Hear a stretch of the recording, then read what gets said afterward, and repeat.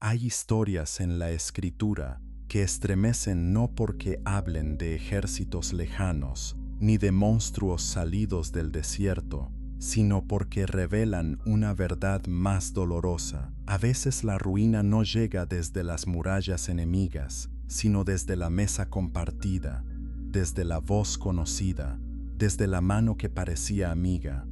Esta es una de esas historias. La historia de Madián, en el corazón del libro de Números, no es simplemente el relato de dos pueblos enfrentados por territorio o poder.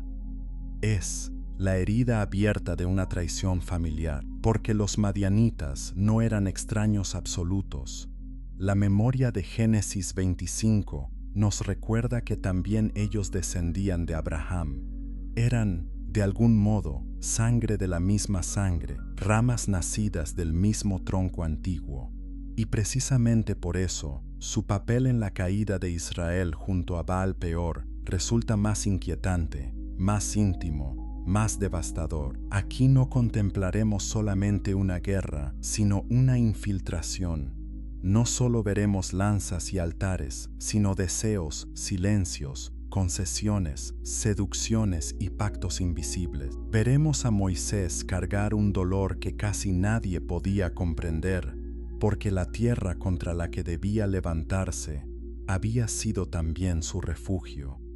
Veremos a Balaam, hombre de palabras santas y corazón, vendido, descubrir que cuando la maldición no puede imponerse desde afuera, el veneno puede sembrarse desde dentro. Veremos a Israel olvidar por un instante el fuego del Sinaí y cambiar la gloria del Dios vivo por el perfume de las fiestas idólatras. Y en medio del juicio, veremos también el celo, la pureza, el costo insoportable de la obediencia y la pregunta que atraviesa siglos, imperios, iglesias y almas. ¿A quién pertenece realmente tu lealtad? Porque Madián no quedó enterrado en la arena antigua.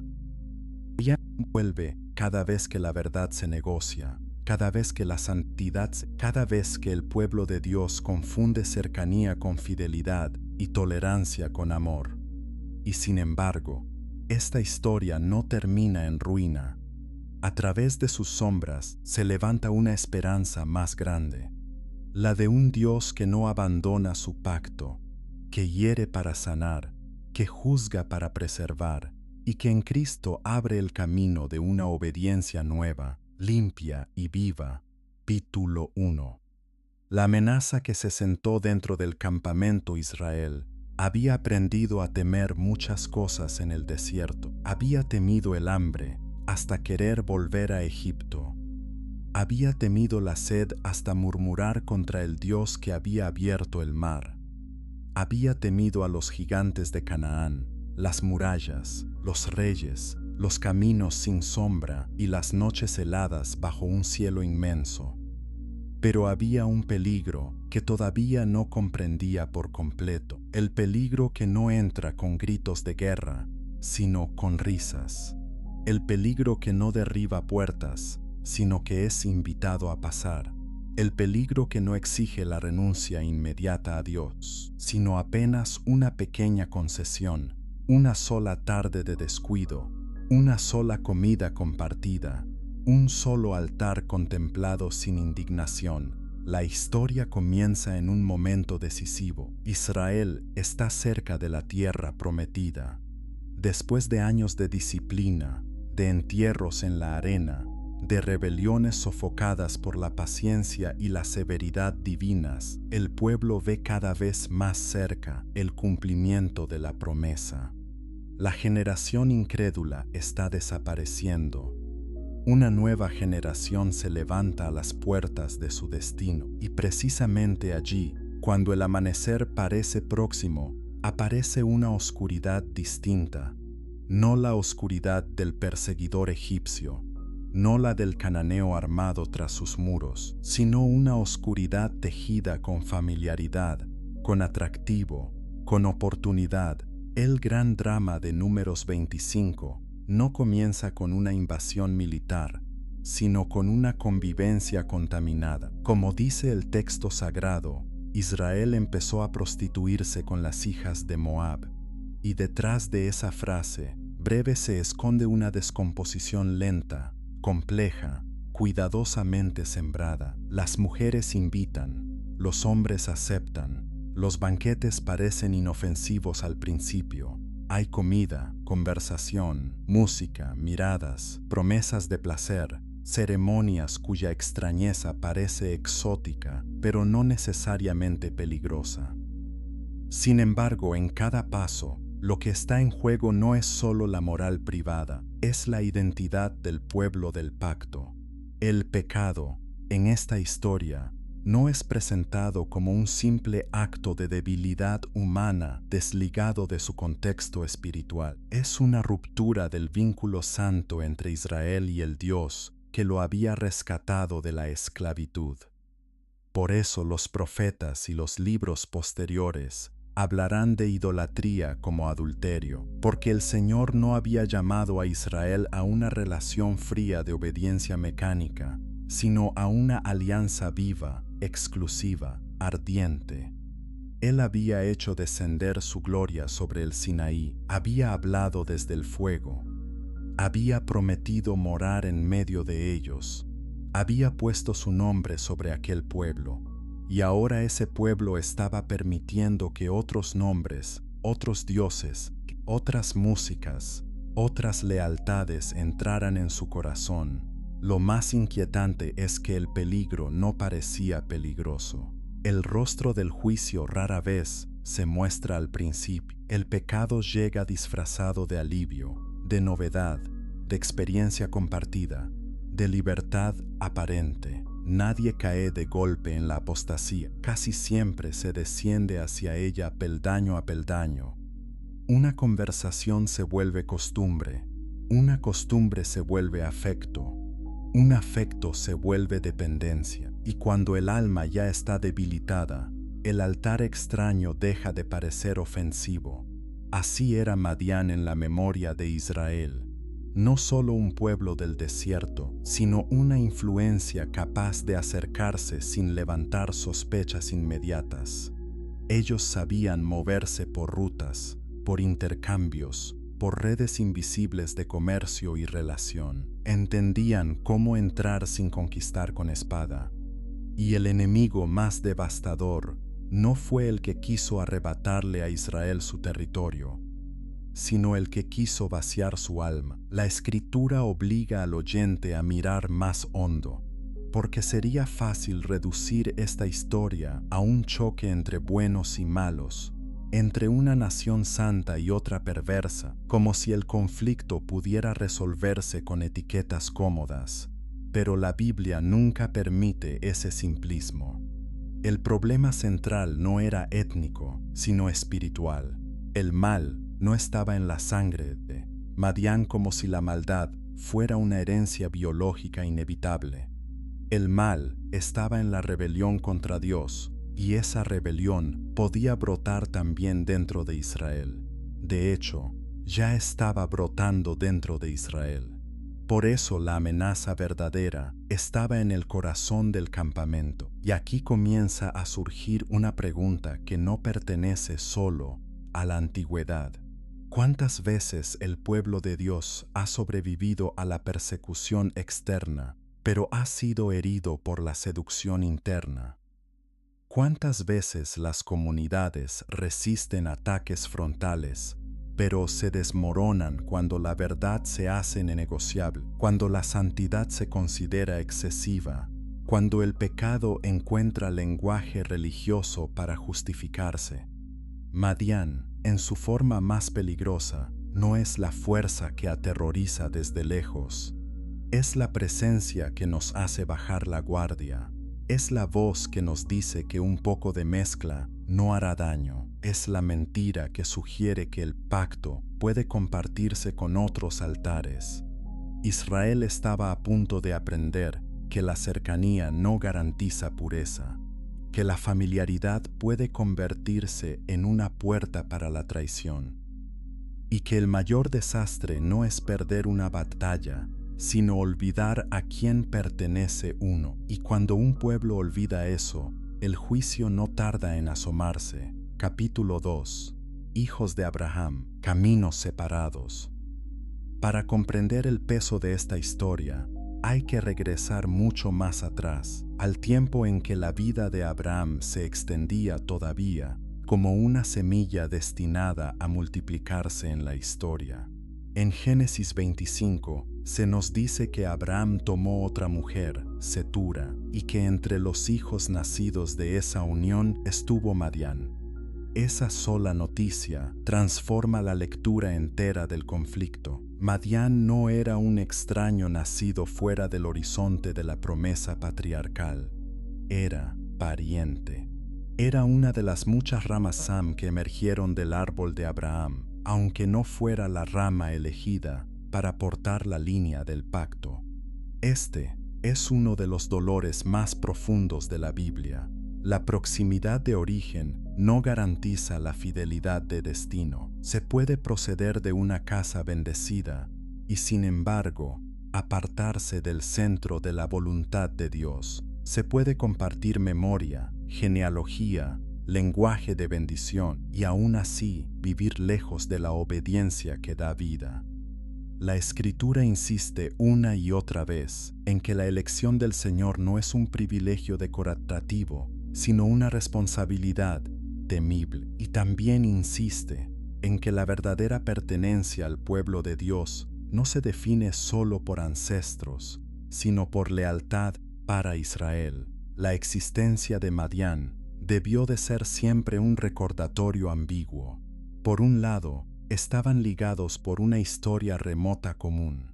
Por otro, la elección de Isaac y la línea que seguiría hasta Jacob había marcado una distinción, no una distinción basada en superioridad humana, sino en el misterio soberano del pacto. Dios había decidido obrar en la historia, a través de una línea concreta, formar un pueblo santo, revelar su carácter y sus caminos por medio de una nación llamada a ser luz entre las naciones. Ese llamamiento no anulaba la humanidad del resto de los descendientes de Abraham, pero sí establecía una separación de vocación y de altar. Y aquí aparece un principio que atraviesa toda la Escritura. La cercanía biológica no está por encima de la verdad divina. La sangre no puede reclamar lo que solo la obediencia sostiene.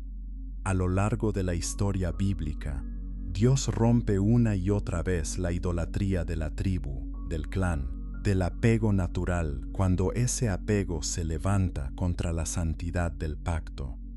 El Señor puede bendecir la familia, pero nunca permitirá que la familia reemplace la fidelidad a Él. Madián se desarrolló como un pueblo del desierto, adaptable, móvil, experto en sobrevivir donde otros no podían hacerlo.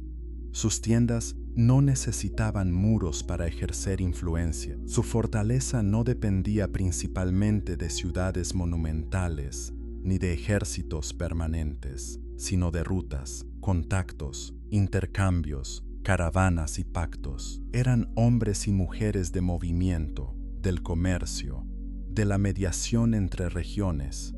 Y precisamente por eso, su manera de afectar a otros pueblos era distinta. No imponían siempre por ocupación militar, penetraban por acceso, por necesidad, por cercanía económica y social. Hay una ironía trágica en esto. El pueblo descendiente de Abraham, llamado a ser una nación separada para Dios, iba a enfrentarse con otros descendientes de Abraham que representaban una vía distinta, no la del altar de la promesa, sino la de la mezcla, la utilidad, el interés, la conveniencia. Y si Israel olvidaba quién era, la diferencia entre ambos podía desvanecerse rápidamente. La Biblia nunca romantiza la relación entre parentesco y verdad. El propio Jesús, siglos después, diría en Mateo 12 que su verdadera familia son quienes hacen la voluntad de su Padre. Y Pablo enseñará que no todos los descendientes de Israel son Israel en el sentido espiritual pleno, porque la promesa no descansa simplemente sobre carne y sangre. Esa misma tensión ya respira, en forma embrionaria, en la historia de Madián. Ser cercano no es ser fiel. Compartir origen no es compartir altar. Por eso, el conflicto adquiere una textura mucho más profunda que la de una simple enemistad nacional. Cuando Madián participa en la corrupción de Israel, la herida no es solo la del enemigo que ataca, es la del familiar que traiciona, la del pariente que usa la proximidad para desviar, la del rostro conocido que guía hacia dioses falsos. Es la prueba amarga de que la intimidad, sin santidad, puede convertirse en un arma. Además, la historia obliga a Israel a examinarse.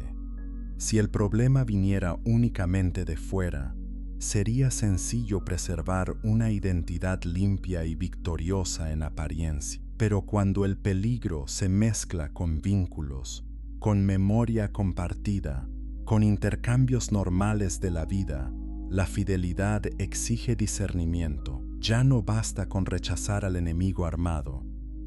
Hay que reconocer la corrupción cuando viene envuelta en normalidad. En ese sentido, Madián se convierte en un espejo incómodo. Muestra que el pueblo del pacto no puede descansar en la seguridad de sus nombres, de sus ancestros, ni siquiera de sus grandes experiencias pasadas. Israel había cruzado el Mar Rojo, había comido maná, había recibido la ley, había visto temblar la montaña, y aún así podía ser seducido.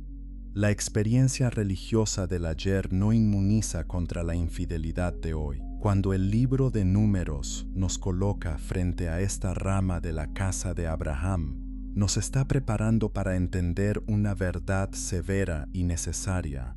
En el reino de Dios, la identidad no se conserva por inercia. Debe ser guardada, recordada, amada, obedecida. De lo contrario, hasta los vínculos más nobles pueden convertirse en corredores por los que entra la desolación. Yo, así, antes de escuchar el nombre de Balaam, antes de ver la peste y la lanza de Finés, ya estamos frente al centro de la batalla. La batalla por definir quién es realmente el pueblo de Dios. ¿Lo define la genealogía, la tradición, la cercanía cultural? ¿O lo define la fidelidad al Señor del pacto? La respuesta de la Escritura es tan clara como exigente. Solo la fidelidad sostiene la identidad. Todo lo demás, si se separa de Dios, se convierte en polvo. Capítulo 3. Mercaderes del desierto, puertas de influencia. El desierto forma un tipo de hombre particular, quien vive entre dunas, rutas inciertas y horizontes, abrazados por el sol, aprende a leer señales que otros jamás notarían. Aprende a medir la distancia por estrellas, a reconocer el valor del agua antes de sentir sed, a negociar donde otros solo ven peligro. Los madianitas eran hijos de ese mundo áspero y elegante, duro y móvil, donde la supervivencia dependía tanto de la astucia como de la resistencia. Su historia estaba ligada a los caminos del intercambio, rutas entre Egipto, Canaán, Arabia y Mesopotamia, trayectos donde viajaban especias, metales, telas, perfumes, ganado, historias, rumores, dioses y esclavos. En la Biblia, el comercio nunca es tratado como algo neutro en sentido absoluto, no porque comprar y vender sean males en sí mismos, sino porque todo intercambio humano transporta también valores, imaginarios, lealtades y tentaciones. Donde circulan mercancías, también circulan visiones del mundo. Y los madianitas comprendían bien el poder de esas redes. Su influencia no residía solamente en su capacidad de reunir recursos materiales, sino en su facultad para conectar mundos. Eran mediadores entre culturas, portadores de acceso, tejedores de relaciones. La memoria bíblica ya los había vinculado al drama de José. En Génesis 37, cuando el joven soñador fue vendido por sus hermanos, el relato menciona a ismaelitas y madianitas en el contexto de aquella caravana que lo llevó hacia Egipto. Es como si la Escritura, desde temprano, asociara a este mundo nómada del comercio con el tránsito de la vulnerabilidad humana hacia mercados donde la conciencia puede ser silenciada por ganancia. No se trata de condenar una etnia, sino de mostrar un patrón. Cuando el beneficio se separa del temor de Dios, el ser humano empieza a pesar a otros en balanzas torcidas. Esta textura histórica es esencial para entender lo que ocurrirá después en las llanuras de Moab. Madián no necesitaba conquistar a Israel con fortalezas. Tenía otras herramientas: invitación, intercambio, atracción, familiaridad cultural, habilidad para entrar en la vida diaria de otros pueblos. El pecado que destruiría a miles de israelitas no aparecería como una declaración de guerra, sino como una apertura de relaciones. De ahí nace una lección temible. No toda amenaza adopta la forma de persecución. Algunas amenazas llegan como oportunidad. Qué fácil es para un pueblo pensar que será fiel mientras los ídolos se mantengan a distancia visible al otro lado de una frontera. Pero cuando los ídolos vienen envueltos en amistad, en conveniencia económica, en encuentros que parecen inocentes, la vigilancia espiritual se vuelve más difícil. El corazón humano rara vez se deja arrastrar hacia la ruina por argumentos frontalmente demoníacos. Más bien es atraído por promesas de bienestar, de pertenencia, de placer, de relevancia, de conexión. Los madianitas, expertos en los cruces del desierto, representan en esta historia algo más que un grupo histórico. Representan el poder de la infiltración relacional. Y la infiltración relacional siempre trabaja en capas. Primero, el contacto, después, la simpatía, luego, la costumbre, más tarde, la dependencia emocional o económica. Finalmente, la adopción de prácticas y creencias que antes habrían parecido impensables. Así opera la corrupción cuando quiere entrar en una comunidad consagrada. Israel debía ser una nación donde cada esfera de la vida estuviera subordinada a la presencia de Dios. Comer, celebrar, descansar, gobernar, guerrear, amar, todo estaba bajo el signo del pacto. Pero precisamente por eso, cualquier influencia que desordenara la relación entre lo cotidiano y lo sagrado podía convertirse en una amenaza total. Si un pueblo ha sido llamado a vivir con Dios en el centro, entonces no existe un área verdaderamente periférica. Lo que entra por la mesa termina tocando el altar. Lo que seduce los sentidos termina reclamando el corazón. Hay aquí también una advertencia para quienes imaginan el mal como algo siempre grosero.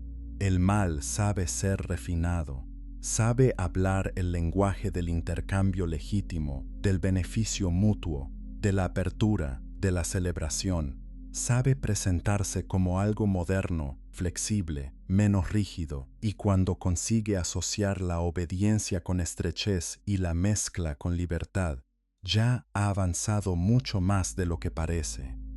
En el caso de Israel, la infiltración madianita no debe ser entendida como un accidente social, sino como una operación escalculada. La cercanía comercial y social preparó el terreno para la seducción religiosa. El cuerpo de la comunidad fue alcanzado a través de sus vínculos cotidianos, y cuando el cuerpo se acostumbra a cierta compañía, el alma empieza a negociar lo que jamás debía negociar. Por eso la Escritura no trata este episodio como un detalle secundario de convivencia fallida. Lo trata como una crisis de santidad nacional. porque la santidad bíblica no es una espiritualidad privada aislada de la vida pública. Es una manera de pertenecer, de ordenar deseos, de definir alianzas, de reconocer quién tiene derecho sobre el corazón y el destino de un pueblo. La entrada de Madián por los senderos de la relación fue, en el fondo, una disputa por el señorío, y acaso allí está una de las verdades más dolorosas de toda esta narración. Muchos pueblos se preparan cuidadosamente para enfrentar enemigos visibles, pero casi nunca se preparan con el mismo rigor para discernir influencias amables. Se arman contra la hostilidad, pero se descuidan ante la seducción. Aprenden a decir no a la violencia, pero no a las formas encantadoras de la idolatría. Y cuando despiertan, descubren que el enemigo no ha tomado sus muros, ha tomado sus apetitos. En las llanuras próximas a la promesa, Israel aún no había comprendido del todo esto. Muy pronto lo comprendería, y el precio sería espantoso. Capítulo 4. Moisés y la memoria de una tierra que le dio refugio antes de que Madián se convirtiera en el nombre de una herida. Había sido para Moisés el nombre de un refugio. Esa es otra de las razones por las que esta historia duele tanto. La relación entre Israel y Madián no estaba compuesta únicamente de conflicto. En la biografía del gran libertador, Madián ocupaba un lugar lleno de recuerdos decisivos. Allí llegó Moisés como fugitivo, quebrado por el fracaso de su impulso prematuro, perseguido por la furia de Faraón después de matar al egipcio. Allí, junto a un pozo, defendió a unas mujeres acosadas por pastores hostiles. Allí fue recibido en casa de Reuel, también llamado Jetro. Allí comió el pan del exiliado. Allí formó una familia. Allí aprendió a esperar. Es imposible subestimar la profundidad de esos años ocultos. Egipto había formado a Moisés en la sabiduría de los palacios, en el poder, en el lenguaje del imperio, pero Madián lo formó en el silencio, en el pastoreo, en la lentitud del tiempo de Dios, en la humildad de una existencia sin fama, en las noches de vigilancia bajo el cielo abierto, en la paciencia del hombre que ya no puede forzar su destino. Y fue precisamente en la tierra de Madián, en Horeb, cuando el Señor se le apareció en la zarza ardiente, llamándolo por nombre y enviándolo de vuelta a Egipto con una misión imposible. ¡Qué ironía solemne! La geografía donde Moisés fue reconstruido sería después el escenario moral de una enemistad insoportable. El pueblo vinculado a la familia de su esposa llegaría a representar una de las mayores amenazas espirituales para Israel. Y el mismo hombre que un día encontró techo entre los madianitas tendría que oír más tarde un mandato de juicio contra ellos. El corazón de Moisés, si pudiéramos escuchar sus silencios, debió de conocer una clase de dolor que solo entienden quienes han visto corromperse aquello que una vez fue para ellos motivo de gratitud. Jetro, sacerdote de Madián, ocupa además un lugar noble en la memoria bíblica. En Éxodo 18, después de la liberación de Egipto, este hombre bendice al Señor, ofrece sacrificios y da a Moisés un consejo sabio sobre el peso del liderazgo. Le dice que no puede llevar solo la carga del pueblo, que debe organizar jueces y delegar responsabilidades. Aquel consejo, nacido en un contexto madianita, fue un acto de gracia en la historia de Israel. La Biblia no es mezquina, reconoce la sabiduría donde Dios la ha puesto. No demoniza mecánicamente a todo un pueblo, y precisamente por eso el juicio posterior no puede leerse como una simple aversión nacional. La situación es más moral, más judicial, más espiritual. Moisés sabía por experiencia que Madián no era un nombre plano. Allí había rostros, bondades, conversaciones, una esposa llamada Séfora, hijos, protección, hospitalidad. Quizá había senderos que podía recorrer con la memoria. Tal vez el olor del ganado, la textura de la arena al amanecer, la forma en que el viento golpeaba las tiendas, le recordaban años en que Dios lo había escondido para prepararlo. Todo eso volvía el conflicto aún más penetrante, porque la obediencia más difícil no es la que sacrifica lo que odiamos, sino la que entrega lo que amamos, cuando aquello amado ya no puede ocupar el lugar de la lealtad suprema. Aquí emerge con fuerza una ley espiritual que atraviesa toda la Escritura. La fidelidad al pacto está por encima de cualquier afecto secundario, por noble que ese afecto haya sido. Abraham tuvo que subir al monte con Isaac. Los levitas, en un momento terrible del desierto, debieron mostrar que la santidad de Dios estaba por encima de los lazos naturales. Y Jesús diría en Lucas 14 que nadie puede ser su discípulo si no lo ama por encima de padre, madre, esposa, hijos y aún de su propia vida. La Biblia no desprecia el amor humano, pero lo coloca bajo una jerarquía absoluta. Dios primero, siempre primero, incluso cuando obedecerlo hiere memorias legítimas. Moisés, el hombre más manso sobre la tierra, como lo describe. Números 12, no fue un líder sentimental en el sentido moderno. No confundía compasión con permisividad. Había visto demasiado de la santidad divina. Había entrado en la nube. Había oído el nombre del Señor proclamado con gloria y severidad. Sabía que el Dios de Israel no podía ser tratado como una deidad tribal negociable. Y sin embargo, obedecer en relación con Madián debió de costarle lágrimas interiores que el texto no desarrolla, pero que la reverencia permite imaginar. Tal vez ahí radica parte del poder de esta historia para quienes lideran comunidades, familias o pueblos. La obediencia auténtica no siempre consiste en rechazar lo claramente aborrecible. A veces consiste en poner límites dolorosos a aquello que está conectado con nuestro pasado, con nuestra identidad emocional, con nuestra gratitud. A veces Dios exige que el altar tenga prioridad sobre la nostalgia. Y no porque la nostalgia sea intrínsecamente mala, sino porque en manos del enemigo puede volverse una puerta para la desobediencia. Moisés conocía a Madián desde dentro.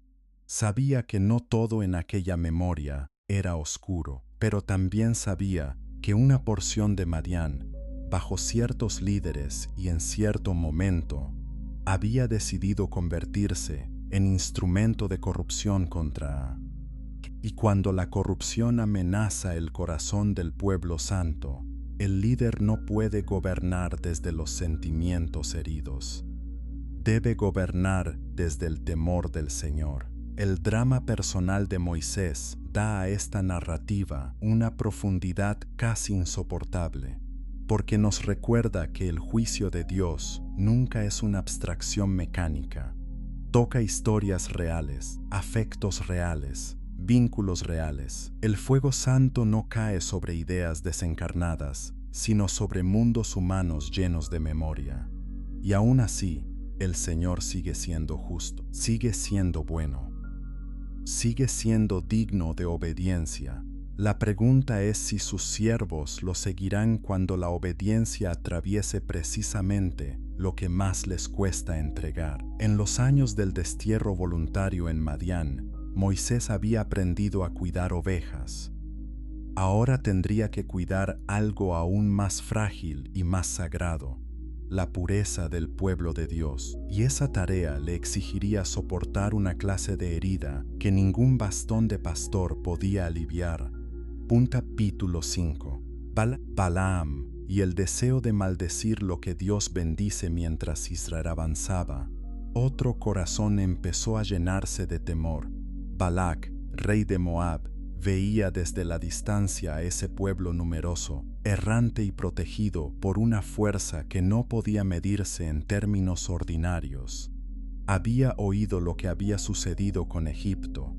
Había escuchado acerca de Sejón y de Og. Sabía que Israel no era una tribu más atravesando el desierto, sino un pueblo acompañado por una presencia invisible y terrible. Y cuando los hombres sienten que no podrán vencer por armas convencionales, buscan otras puertas. Balac decidió acudir al ámbito espiritual, pero no para humillarse ante el Dios verdadero, sino para manipular el mundo invisible en favor de su propio miedo.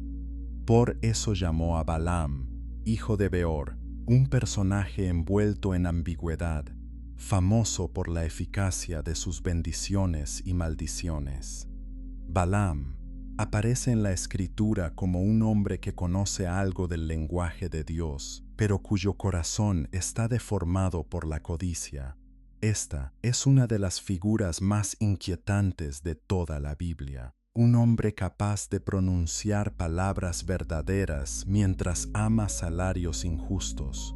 Un hombre que puede escuchar algo del cielo sin dejar de venderse a la tierra. Un hombre religioso, sí, pero no rendido. Balac esperaba que una maldición pronunciada por Balaam debilitara a Israel.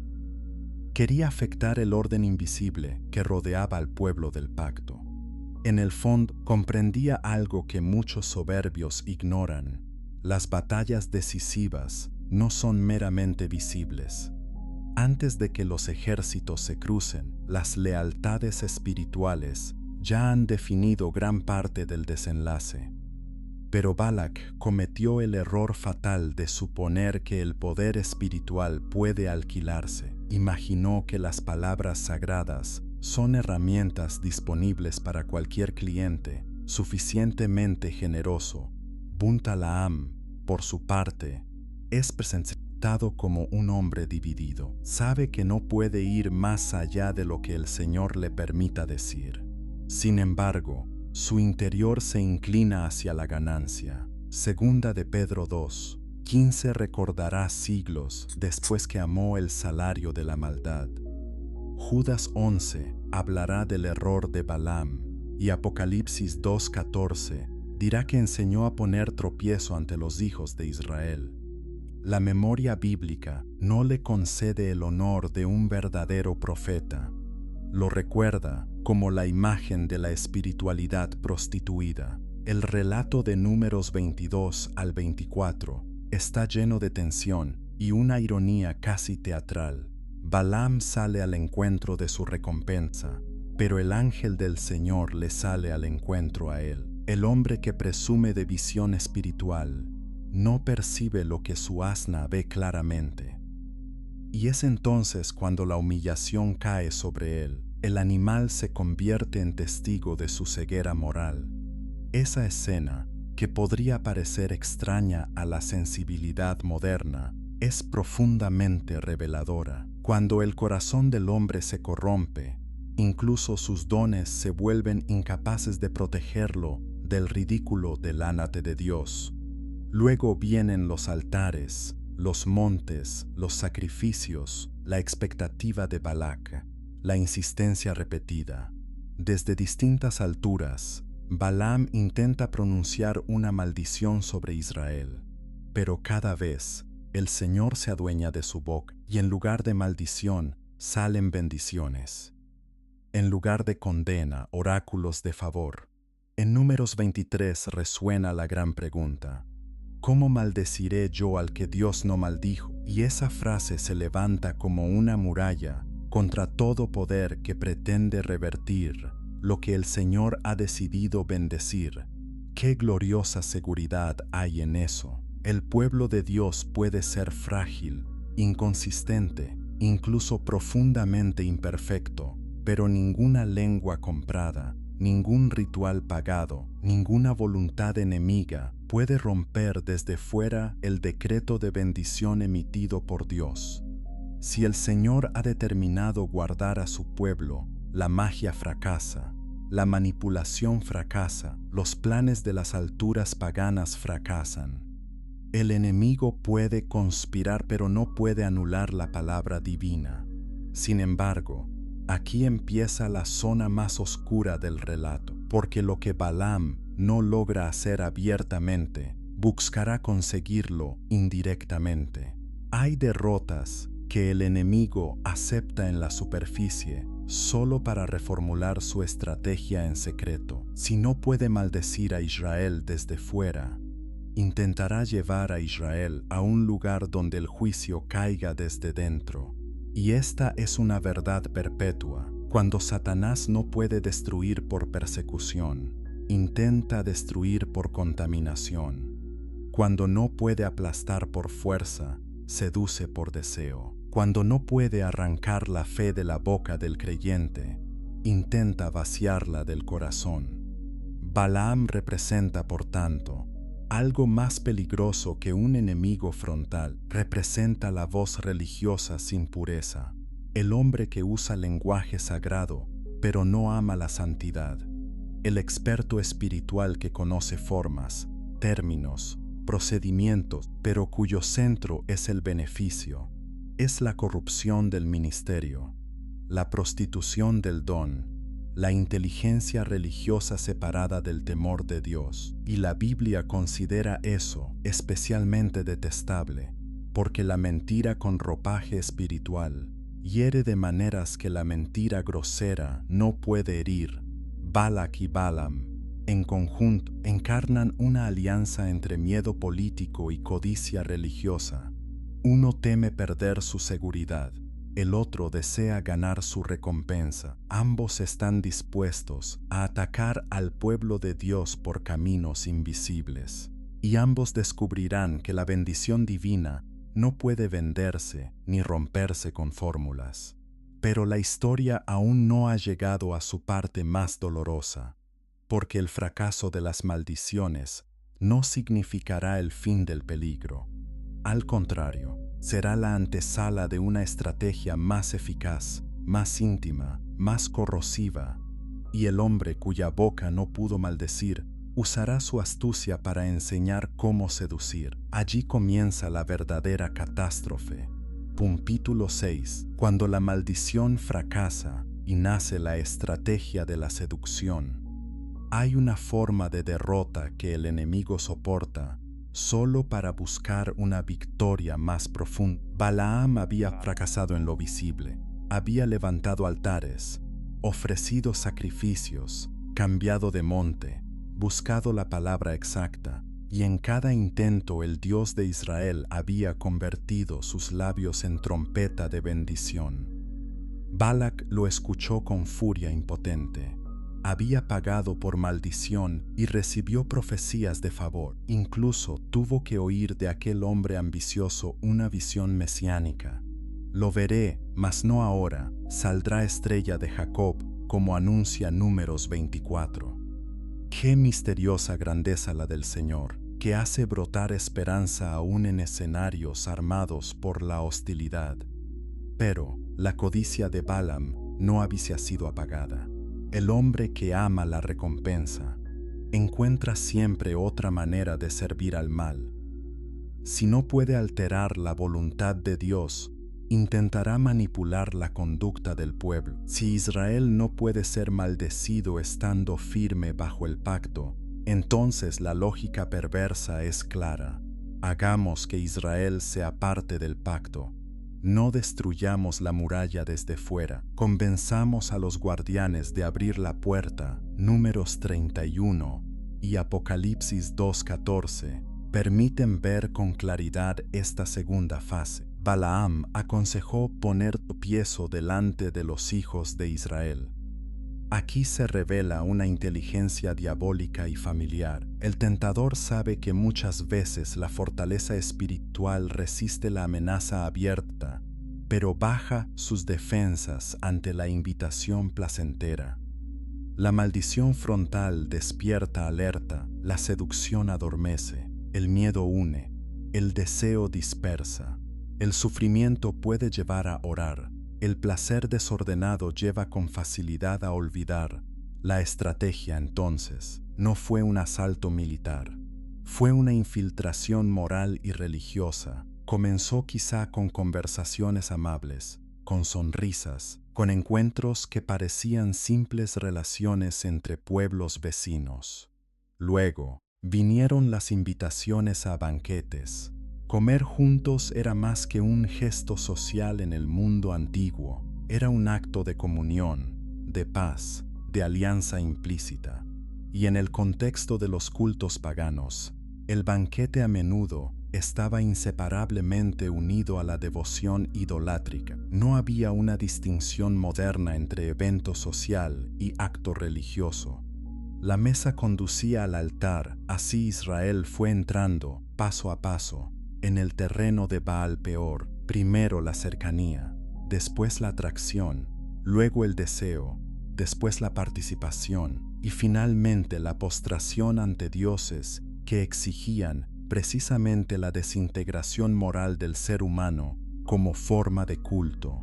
Lo que parecía placer era liturgia deformada. Lo que parecía libertad era esclavitud del alma. Lo que parecía encuentro humano era, en realidad, adulterio espiritual contra. La Biblia utiliza un lenguaje intensamente corporal para describir esta caída, no porque el cuerpo sea malo, sino porque en la visión bíblica el cuerpo participa de la verdad del alma. El cuerpo no es un instrumento neutral que hace sus propios pactos aparte del espíritu. Cuando Israel se unió sexualmente en el marco de aquellos cultos, no estaba cometiendo simplemente una falta privada. Estaba entregando su membresía espiritual a un sistema de adoración falso. La idolatría estaba invadiendo la carne y la carne se estaba convirtiendo en vehículo de idolatría.